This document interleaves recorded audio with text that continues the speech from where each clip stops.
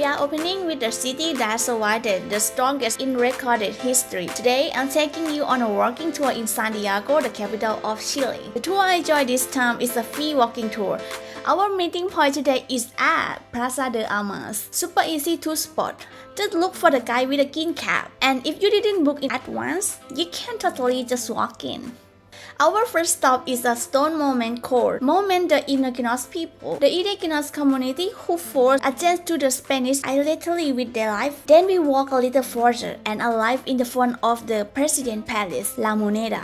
What's very interesting here is the tree standing right in the front of the building. It still have bomb shrapnel marks on it. These are traces from the military coup when President Salvador Allende made his last stand inside this very building. Next, we move into the old financial district. Most of the buildings here are PTO. When you look up, you see messy electrical wires everywhere. But don't underestimate them. These buildings are actually super flexible. Even a magnitude 9 earthquake couldn't take them down. After that, we enter what the guy called a danger zone.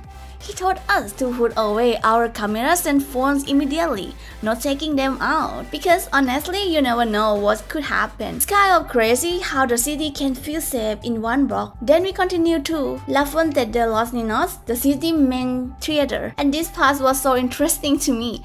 There is this massive water-drenched tunnel. I swear it looked like something straight out of the movie, like the kind where people can actually walk inside the piece. As we kept walking, we passed a street light with booming purple Jacaranda flowers. They only bloom during summer. You could say I was lucky. Our final stop was Imperio La Rosa, a world famous ice cream shop. Normally the line is instantly long, but today no queue at all. Ski again. And when the tour ended, I wasn't done yet.